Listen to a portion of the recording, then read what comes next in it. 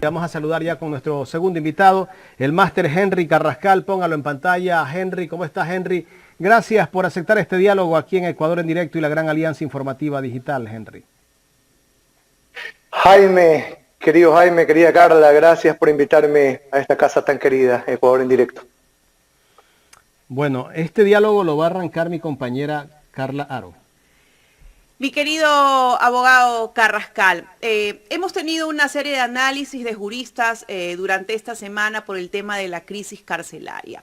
Y uno de nuestros invitados nos manifestaba que parte del hacinamiento que existe en las cárceles es ese linchamiento mediático, esa presión mediática que hace la prensa para que actúen los jueces o los fiscales en función pues de dar prisión preventiva en delitos donde pues caben otras medidas cautelares, ya que como usted abogado lo sabe, la prisión preventiva es de última ratio. ¿Usted considera que realmente la prensa acelera estos procesos y de una u otra forma hace pues que los jueces o los fiscales, o mejor dicho, la justicia actúe de determinada forma?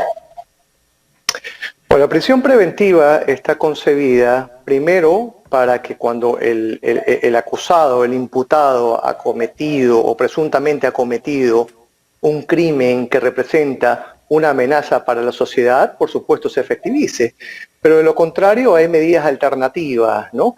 Y también sirve para evitar pues que el procesado no comparezca en el proceso, no comparezca en el juicio. Hay un abuso claramente de la prisión preventiva, hay una especie de adicción de la prisión preventiva y bueno, pues no depende tanto de los medios de comunicación, sino del juez debilucho que se deja presionar por un medio de comunicación, ¿no? La otra vez hablaba con un gran amigo que felizmente ahora es juez penal, Pedro Moreira, el doctor Pedro Moreira, y él se comprometía a que sus fallos, sus decisiones, sus resoluciones no iban a tener o no iban a responder en lo más mínimo a la injerencia de ningún medio o una injerencia externa, más allá de lo que manda la norma y su sana crítica, ¿no? Bueno, definitivamente la prensa o los periodistas no somos operadores de justicia, ¿no? Más bien tenemos que exponer la causa o los hechos. Ahora, estamos en un estado de excepción que continúa porque, bueno, pues el presidente de la República ha una vez más decretado este estado. Vamos a ver cuál es el pronunciamiento de la Corte Constitucional. ¿Pero usted cree que los medios le han dado el seguimiento adecuado y han mostrado realmente la realidad de las cárceles? Porque vemos que los medios solamente se mueven en función de lo que sucede, de los hechos, pero no de esa crítica constructiva de lo que está pasando y las decisiones que no toma el gobierno. Bueno, la gravitación de los medios realmente ahora pues no es que sea tan relevante porque hay vías alternativas en las que los ciudadanos terminan informándose, ¿no? Como son las redes sociales, y los ciudadanos, los perceptores cada vez agudizan más sus mecanismos de verificación y de contraste de esa información. Consecuentemente, pues, que los medios lo digan o lo dejen de decir, pues, ya no es tan relevante como antes, ¿no?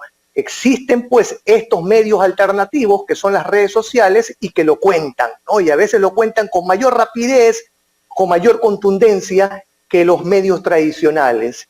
En cuanto pues a lo que ya es un criterio jurídico en lo que pueda pronunciarse la Corte Constitucional, el gobierno ha quedado muy mal desde la perspectiva de que ahora sí implementa un operativo gigante, ¿no? Con Fuerzas Armadas, con la Policía Nacional, para controlar después de que ya hay cantidad de muertos, algo que pudo haberlo controlado anteriormente, puesto que el fallo de la Corte Constitucional no ha sufrido ninguna modificación, es el mismo. Entonces, si pudo hacerlo ahora, la ciudadanía se pregunta, ¿por qué no pudo hacerlo antes, ¿no? Entonces, ese es el error. En el momento pues, en que se demuestra una incapacidad absoluta para controlar a reos que están ubicados, identificados, encerrados en una cárcel, ¿no? Entonces la sensación de inseguridad es grande. Pues si no se puede controlar lo que ocurre en el interior de una cárcel, ¿cómo un Estado va a poder controlar lo que ocurre o le va a poder proveer seguridad al ciudadano común en las calles? ¿Cómo estás, Henry? Un gusto Hola, saludarte. sí. Gracias por acompañarnos en Gracias. esta mañana aquí en este espacio de entrevista.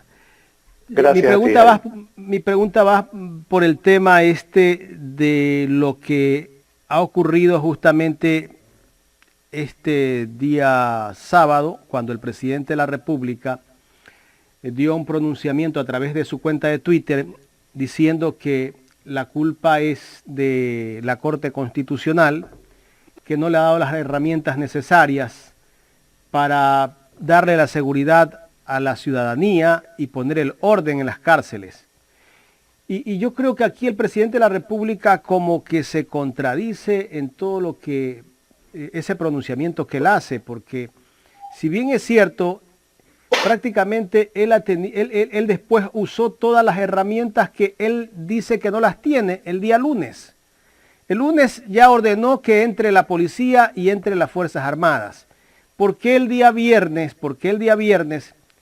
Que ya sabían que había un peligro desde el día miércoles por inteligencia de la policía o por alguien que está cercano a la penitenciaría. En algún momento hubo esa vocería de que supuestamente ya se sabía que iba a haber otra matanza dentro de la penitenciaría. En el momento en que está amenazado el bien supremo, que es la vida, y que precisa de la tutela del Estado en su máxima expresión, en ese momento yo no estoy por escuchar el pronunciamiento de la Corte Constitucional, sino que actúo. Y siempre prevalecerá la razón de haber protegido, de haber tutelado la vida, ¿no? Entonces, a mí se me ocurre que en un caso no concebido, pues de que Perú nos ataque, pues si es que no se hubiera firmado lo de Itamaraty, pues el presidente viene y le pide permiso a la Corte Constitucional para que las Fuerzas Armadas reaccionen. Por Dios, esto realmente es una barbaridad. Y el presidente no tiene por qué conocer todas las materias, para eso tiene consultores, para eso tiene asesores.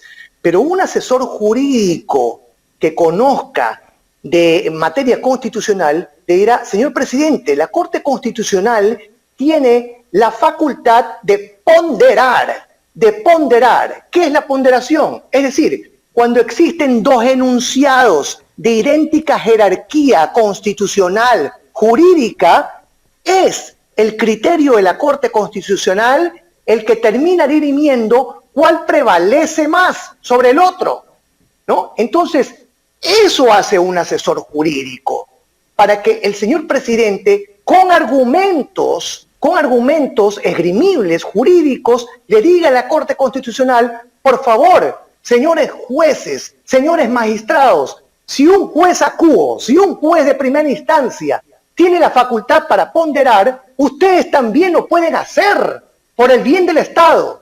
¿No? Pero no, simplemente dicen: bueno, me ha atado de manos la Corte Constitucional, pues, y dejo que ocurra lo que efectivamente ocurrió. Eso es más o menos como que si la norma o un juez te dice: ves a un niño que se está ahogando, y el juez te dice: solamente lo tienes que rescatar con una boya de balsa, y tú tienes una de plástico, entonces, porque el juez te lo dice, dejo que el niño se ahogue. Ahora, el vocero presidencial, el señor Carlos Gijón, el día sábado hizo un pronunciamiento en las redes sociales, y creo que habló también para algunos medios, y él un poco echando la culpa a todo lo que estaba pasando dentro de la penitenciaría del Litoral, decía que detrás de todo esta masacre hay tal vez un interés de desestabilizar al gobierno. En realidad podemos pensar que hay un interés de desestabilizar al gobierno por el tema de los Pandora Papers, o esa es una manera de justificar algo injustificable, porque el presidente de la República, si bien es cierto, cogió este problema hace 5 o 6 meses que ya tienen el poder. Él ya sabía que había problemas dentro de las cárceles. Y cuando tú asumes una responsabilidad, encargas a personas profesionales que hagan un plan, cómo vas a solucionar los problemas. O sea, no te vas a quedar sentado en el problema y seguir echándole la culpa al anterior. Y si no es el anterior, la culpa es de Correa, porque ese es el discurso que han armado. Creo que yo creería que a Moreno Ese discurso lo sostuvo durante 4 años de su gobierno. Pero ya en este momento seguirle echando la culpa al otro, cuando tú tienes el poder para hacer el control, cuando tú tienes las Fuerzas Armadas, tienes la policía y tienes la oportunidad de poner a las personas idóneas para que vayan a controlar estas cárceles, o sea, también la culpa es tuya, pues. Bueno, efectivamente, estamos frente a un presidente que, como el señor Guillermo Lasso, proviene de la empresa privada y ha estado acostumbrado a la eficiencia y a los resultados concretos. Yo no concibo que el presidente, pues en su área privada o en el banco que en algún momento gerenció, pues venga un subalterno y le diga, la culpa es de mi antecesor y por eso no se pudo cobrar esa cartera o por eso se cometió ese error, pues, ¿no? Al día siguiente estaba despedido ese señor. No hay un asesor que le aconseje al señor presidente, señor Lasso, pegue un carajazo a los 3 comandantes de las 3 ramas de las Fuerzas Armadas, dé un golpe de puño sobre la mesa y pídale resultados al generalato de la policía, pídale eficiencia, o si no, se van. Si pudo en campaña decir varias veces que che, la gente no se va a espantar por ver un presidente con carácter enérgico carajeando a los 3 comandantes de las Fuerzas Armadas para pedirles resultados en pro de la salvaguardia de la vida de los ciudadanos, ¿no? Entonces, no hay quien lo aconseje en eso.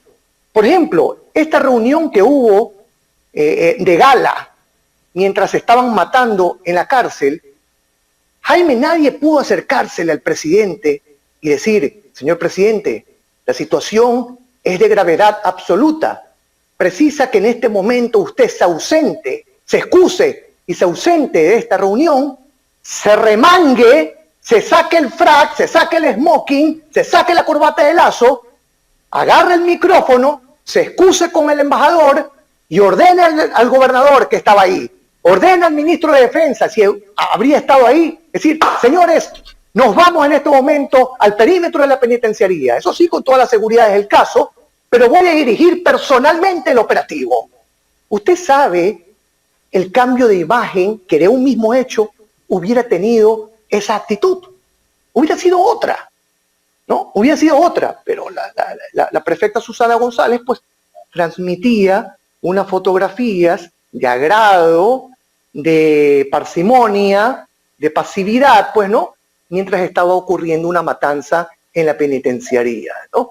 No sé si usted recuerda cuando el 11 de septiembre, en el derribo de las Torres Gemelas, el presidente Bush, y es análoga la situación, el presidente Bush estaba en un jardín de infantes, ¿no? Mientras estaba ocurriendo el ataque contra los Estados Unidos, y se le acerca un miembro de su seguridad, de su inteligencia, y le habla al oído, e inmediatamente se le desfigura el rostro del presidente Bush.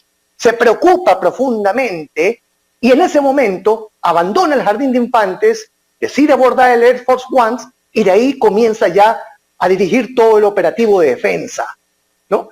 Entonces, yo no concibo que no haya asesores con iniciativa que le digan, señor presidente Lasso, en este momento nos vamos, ¿no? Excúsese con el embajador y ordene, disponga a todos los funcionarios pertinentes que están en la misma reunión a dirigirse con su personal de urgencia, de emergencia, a controlar la situación personalmente en la penitenciaría.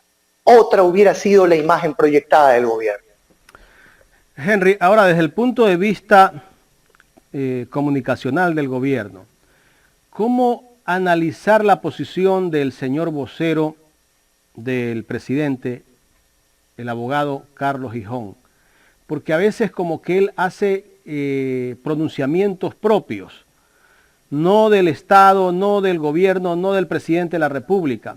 Tengo entendido que cuando tu cargo o te nombran como vocero de una marca o de un gobierno, tú lo que vas a transmitir la posición de ese presidente. Pero hemos escuchado al vocero del presidente de la República que hace da criterios propios desde mi punto de vista. No sé si es que tal vez yo lo analizo así o estoy equivocado. Bueno, el rol que le toca asumir al señor Gijón es muy complejo, ¿no? Y es triste paralelamente, porque es de acomodar una realidad desastrosa e inocultable. Eso es muy complejo. Tú puedes contar con el mejor vocero del mundo, pero si es que el producto que vas a manejar es malo, ¿no? Entonces, pues, tu trabajo no va a brillar, ¿no? Tu trabajo, pues, más temprano que tarde fracasará. Entonces, yo no me quiero poner en los zapatos del señor Gijón. Y tras eso, pues, tú encuentras a un vocero poco elocuente, encuentras a un vocero que se sienta frente a un periodista experimentado como Fernando del Rincón, muy bien informado, con una actitud confrontativa, con una actitud desafiante, con una actitud agresiva. Entonces, lógicamente, esperas la reacción del periodista, que en su réplica lo desbarata, destruye todos los argumentos, los débiles argumentos, porque son fundamentados en hipótesis, del señor Gijón, ¿no? Y al final tienes ese triste epílogo de la entrevista, ¿no? Cuando el señor del Rincón le dice, pues, o deja entrever, pues, que no hay nada más ya que informar, que el señor Gijón ni siquiera le puede garantizar a los ecuatorianos que se va a evitar una cuarta masacre. Ni siquiera eso, ¿no? Entonces, con evidente frustración, el señor del Rincón termina la entrevista, ¿no? En el caso de Teleamazonas ocurrió más o menos lo mismo. Fue con una actitud muy confrontativa, casi que muchachea a la licenciada Liz Valareso, le dice, pues 3 o 4 veces le respondió lo mismo. Eso en buen romance es decirle, pues, a la periodista en algún momento que la fue está su insultando jefe. en su inteligencia, ¿no? En algún momento fue su exactamente, jefe. Exactamente. Entonces la trataba como una subalterna, ¿no? La trataba con el respeto que debería haber entre entrevistador y entrevistado, ¿no? Entonces, craso error. Felizmente, la licenciada Liz Valareso tuvo una brillante contrarréplica y le indicó que la respuesta que ella esperaba no era para ella, sino para los centenares de familiares de los asesinados dentro de las cárceles, ¿no? Y es así. Este gobierno, en su política comunicacional, cree que debe quedar bien es con los periodistas o con los propietarios de los medios y no con los perceptores, no con la teleaudiencia, no con los lectores, ni los radioescuchas. Henry, y ese es un craso error. Tú hiciste una gran observación en una de tus respuestas. Tú dijiste, ¿qué puedes hacer si el producto es malo? Tú como vocero. Y también yo añadiría allí, ¿qué puedes hacer si no tienes un plan de comunicación? No hay lineamientos. Tal vez el señor Gijón está allí en ese cargo y lo llaman, le dicen, Carlos, hay que hablar sobre este tema, pero tal vez no estás empapado de ciertos temas. Y no llevas muchas veces ni siquiera algo para leer, pues, ¿no? Entonces ahí terminas metiendo la pata. Eso quiere decir que estás improvisando muchas cosas. Absolutamente de acuerdo, Jaime. En el tema comunicacional político, las vocerías se definen según las especialidades. Yo en este caso habría escogido a un vocero que conozca a profundidad del tema carcelario y del tema jurídico. No puedes tener a un vocero estándar para cubrir o para enfrentar todas las temáticas incumbentes a un gobierno. Eso no puede darse. Primero. Segundo, el vocero o un asesor comunicacional del régimen no solamente debe ser un experto en comunicación, debe tener una amplia y profunda cultura política, una gran visión jurídica, para que se convierta en el último pero más poderoso filtro de lo que se va a divulgar o de lo que no se va a divulgar. Henry, muy interesante tu opinión dentro de este espacio. Yo creo que vamos a tener que invitarte para un próximo programa porque lamentablemente el tiempo se nos agotó. Carla. Te agradezco muchísimo, Jaime. Así es, muchísimas gracias. Y bueno, lo que queda claro es que hay que tener una estrategia comunicacional antes, durante y después. Parece que la estrategia del presidente se le quedó en el antes. Y ahí termino. Pero gracias, mi querido, estimado abogado y amigo Henry Carrascal. Periodista. Periodista además, pues, ¿no? Muchas gracias, Henry. Gracias, muy amable, gracias. A gusto, cuando ustedes gusten. Gracias a Henry Carrascal. Efectivamente, ¿no? Es súper importante porque antes de que ingresara pues a este cargo el señor Gijón, manifestábamos que el gobierno necesitaba un vocero, alguien que ayude a comunicar. Pero definitivamente parece que no se está dando esa comunicación efectiva. Y muy aparte de la experiencia que tenga, porque él tiene su experiencia, pero en cierta parte, en cierta línea, no tiene el resto de la experiencia en los diferentes temas. Aquí es súper importante saber lo que se va a comunicar, lo que se va a decir, y sobre todo, ir con respuestas concretas, porque la ciudadanía quiere respuestas. Y hay que ver qué espacio también tiene dentro del gobierno el vocero. Pues también puede ser que tú tengas todas las ganas de hacer las cosas bien, pero resulta que te encuentras con personas que te bloquean cuando quieres hacer algo. O como dijo Henry, ¿no? El producto es malo y ahí no puedo hacer nada. Es difícil vender.